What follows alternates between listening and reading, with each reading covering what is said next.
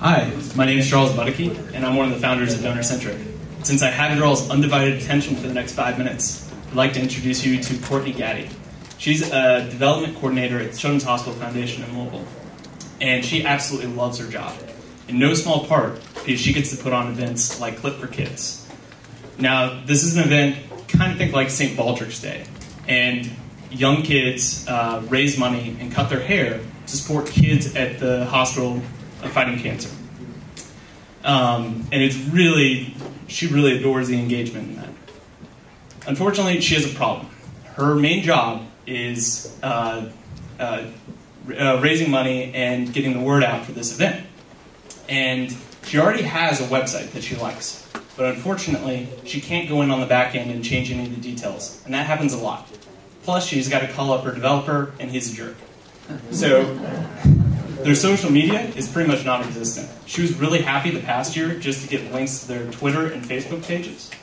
They send out emails and direct mail, but they can't segment it like they like. Because the database, they've manually got to go in and enter each individual gift from the past year. And it's really time-consuming, and they can't keep everything together. So we made DonorCentric. This is donor engagement software. The basic principle is to combine marketing automation and inbound marketing with all the tools that nonprofits need so that they can engage all their donors at all giving levels. So this is, at its core, a database. And on top of that, there's a website building tool that they can collect online donations. That goes immediately, any donation goes immediately into the donor database. And they can smart segment that list for, say, new donors in the past 30 days. They can then send out drip emails, and this is my particular favorite, engage people on social media. So Courtney can take her and the foundation's social media accounts and connect them into DonorCentric. And from there, they get a list of all the interactions. They can also set rules so that people who don't mention them directly, they can find them and engage them on social media. And they can reply directly in here. And with the tools, they can find their donors in the database and know who they are. So Jane Doe, here at the top, she knows Jane has volunteered 3 times in the past year, gave last year but has not given this year. So she knows to follow up with Jane, and she can schedule that in the app. Now there are competitors for this. Courtney uses Blackbound. It's been around for a long time. It's a good database to keep most of it. They're really behind the times on online communications. Now you could add in online communications with something like HubSpot, but you can't connect that database, so it becomes way less powerful. Salesforce Foundation, they've got a good product, but it's very expensive, and because it's built for business, it doesn't have everything that nonprofits need. DonorCentric has everything, and naturally, because of that, we're going to capture the entire market. So what does that look like? There's 612,000 registered nonprofits in December 2014. Average of 35 employees at each of those, $20 per user, that's about a $5.13 billion market. It's in line with other projections between 4 and 8 billion. But that's kind of fun with spreadsheets. The beachhead market that we're targeting are health-related nonprofits with revenue less than $1 million. That's about a $38 million opportunity. This would be stuff like local lung associations who are running an event.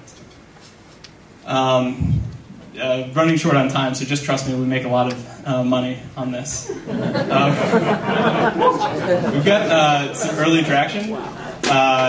Gilda's Club, during an early interview, unsolicited, engaged us to help with the 140 events that they do a month.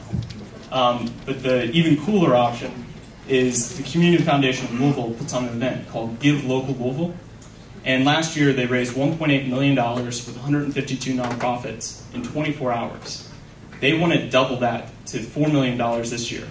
And they are going to make available DonorCentric's tools to every nonprofit this coming year. So we're really excited about that and happy to work with them. The team is me and our technical co-founder, Michael Trier, who has industry experience working with the Presbyterian Foundation. And that is DonorCentric. Thank you.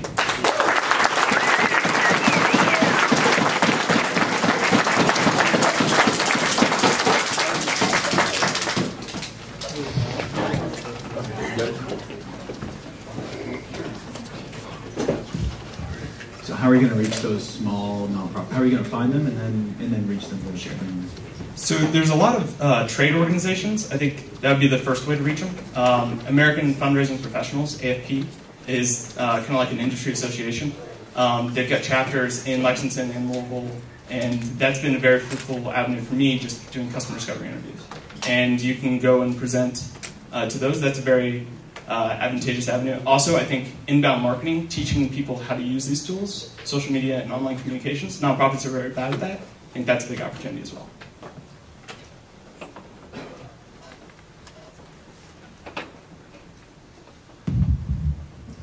So the is this something that runs on PC? It's not a mobile app. It's a web app. There will be mobile apps as well. Well, I can tell you the stack if you want. Yeah, actually. Yeah. So Postgres, Django, Angular. Okay. Yeah. So it runs in the web. Is it HTML5 at that point for the user? Okay. So what kind of training do you think is involved in teaching people, getting them up to speed, or is it so easy? Like, I'll tell you what, it looked very like WordPressy, the UI, and I say that's a good thing. Just because I think a lot of people wouldn't be familiar. But yeah, what do you think about teaching people how to use it and supporting it as a piece of software and stuff like that? Absolutely. I think that's a big challenge for sure.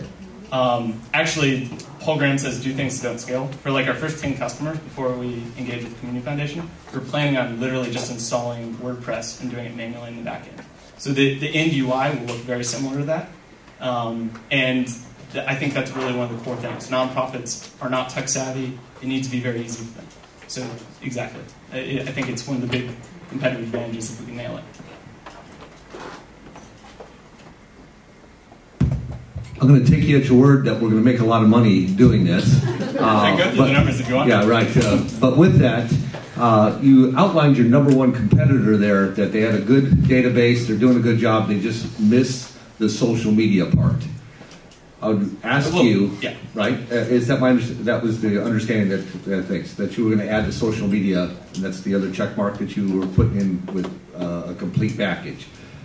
What would you say if they just add the social media, and would that half the money that we're going to make, or what kind of consequences with the market adapting with your app? Sure. So to clarify, it wasn't just social media, it was all online communications. They do a very poor job in email communication, in social media, frankly in website building and having those integrate. There's a lot of other aspects that they do very poorly. But yeah, that is, so the target market, initially we've got to build something that they will look at it and laugh at. But over time, we make it so good that it can replace that. So our target market is much lower than theirs. They tend to do large healthcare nonprofits. Like the foundation here was $21 million. We want to do nonprofits less than $1 million. So we're going to go down and work our way up.